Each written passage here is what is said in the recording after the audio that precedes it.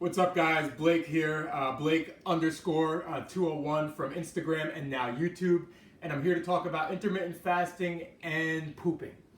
Why am I here to talk about that? Well, if you follow me on Instagram, you know I make daily meal posts. Usually a video, sometimes a picture of my meal from the night before. And my meals are ginormous, usually in the range of 4,000 calories. I've been intermittent fasting for almost 3 years, doing one meal a day, or night rather, for almost 2 years. And it's not uncommon for me to finish maybe 10 pounds of food and liquid, maybe more, in a single sitting. And it almost never fails, especially lately, now that I have over 10,000 followers on Instagram. Somewhere in my meal post, somebody will comment about me shitting out that particular meal. It's like, I mean, these comments are somewhere along the lines of like, you must take the hugest shit ever in the morning. Or the other day, some guy commented, he's like, because I post like last night's meal, like right after I posted, he's like, you must be shitting out your soul right now. Shitting out your soul. Pretty powerful. I mean, and sometimes the people are polite. Sometimes it'll be something like, I'm curious about intermittent fasting and I don't really want to offend you, but would you be able to tell me what your bowel movements and or digestion are like? But 9 out of 10 times it's somebody with no filter, no regard. They just go in. They don't care. Or it's somebody who like thinks I'm not going to read the comments. Like, I'm a busy person. I try to read all the comments. Sometimes I miss them. I'm sorry if I miss your comment ever. But I mean, I get a lot of he's like he must take one huge elephant shit every morning. And don't get me wrong, I get where these comments are coming from because my meals are enormous. I'm eating like peanut butter and ice cream and 40 waffles in a meal, 3 boxes of cereal, 3 boxes of pasta. They're wild. They're pretty wild meals. So I'm not saying I can't believe I'm getting these comments. Like I'm not surprised at all. But I'm making this video now, so now I can respond with, why don't you go check out my YouTube video on intermittent fasting and shitting. That's what I'm gonna do, rather than respond with anything else. I mean, I love and I hate the comments at the same time. Like, I hate them because the people are wrong, but I love them because the comments are hilarious. If you've caught any of them, I'm sure you probably laughed your ass off. They're all pretty funny. And I think there's a lot of people assume because I consume one huge meal a day that I take one ginormous shit a day. And that's not the case. I mean, I can ask the same people, like, yo, dude, so you said you eat 8 small meals spread out throughout the day? They'd be like, yeah. I'd be like, so you take like 8 tiny shits spread out throughout the day? Of course not. Like somebody has some like jelly beans for a snack. Oh, that's gonna be the tiniest shit ever, little jelly bean shit. Don't flush that. I want to see that one first. That's not how digestion works. I mean, when I was a kid, I thought digestion was really quick. I was a kid, you eat something, I'd go to jump in the pool, and your parents would be like, no, you have to wait 45 minutes to digest your food before you go in the pool. You have to wait 45 minutes to digest and before you do this, and you just think digestion is 45 minutes.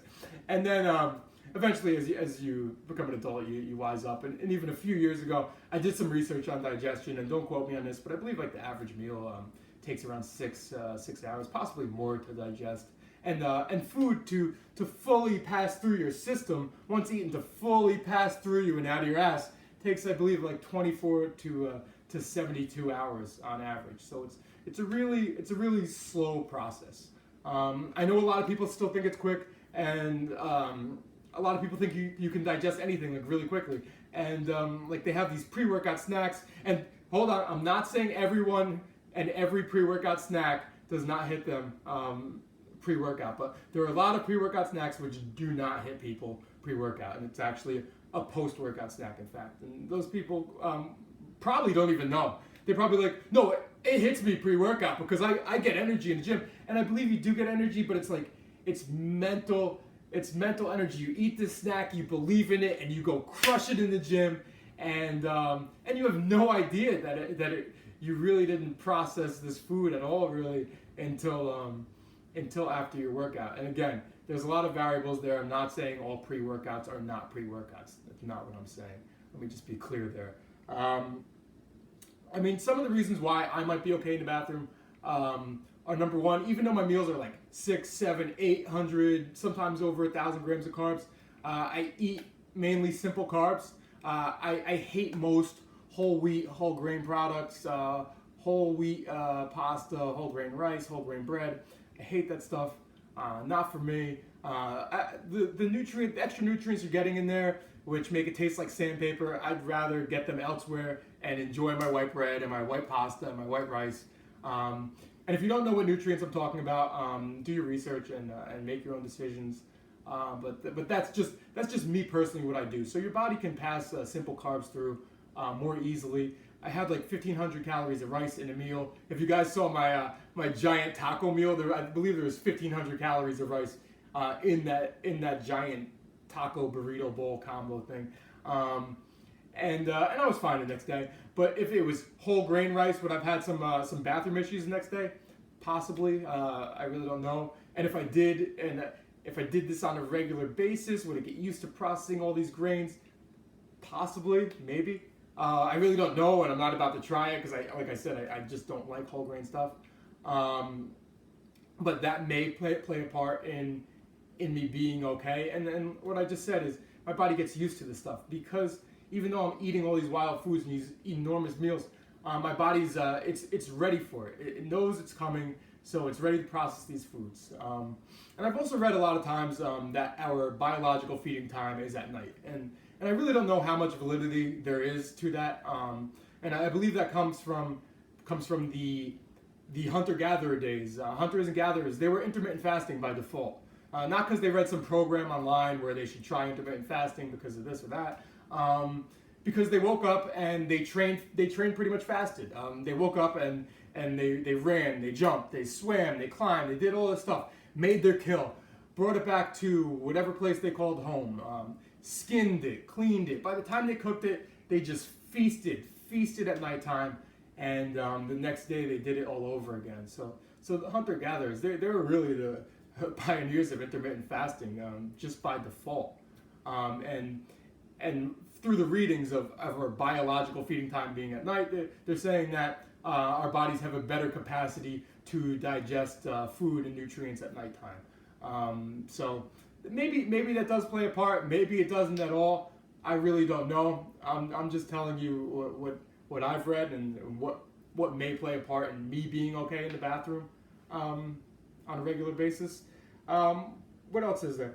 I really believe if your bowel movements are messed up, if your digestion is messed up, it probably has to do with your nutrient intake, not your meal timing or like how you're grouping things together. I mean, before I got into fitness and nutrition, I was probably a mess in the bathroom. My nutrition was a disaster. I was just eating whatever I wanted. I probably hit nutritional blind spots left and right every day. Who the hell knows? It wasn't really great. I probably did shit out my soul, or the past tense. I probably shat out my soul a few times in the bathroom before I got into fitness and nutrition.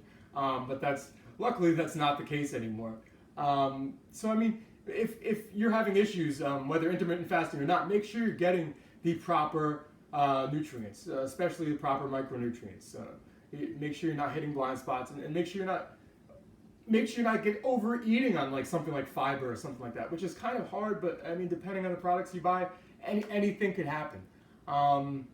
So contrary to popular belief, to sum this up, I'm pretty regular in the bathroom. It's about morning, sometime in the afternoon, and sometime in the evening. So you're telling me you could eat one meal a day and average 3 shits a day? Yeah, I can and I do. If it's not painful either, by the way. I'm not shitting out my soul. If I was, imagine the type of psychopath you'd have to be to do that. To like every day, like in the bathroom, like you're like, oh man, never doing that again. And then that following evening, you just decide to do it again over and over again, like every day for years. Like you'd have to be a complete psycho to punish yourself like that. Like that punishment isn't worth the awesome, monstrous meals. So that's not the case here. The consistency is fine, not to get too graphic. And if you're intermittent fasting and you're not too ashamed to comment on this video and tell me what your experience is. I mean, you could censor it as much as you want or get as graphic as you want. Yeah, let me know what your situation is like and how you manage your nutrition. Are you just intermittent fasting? Are you managing your nutrition in some way? And how is it compared to before you were intermittent fasting? I'm curious to know what other people's situations are as well. That's it for me. You guys have a good one, and happy pooping.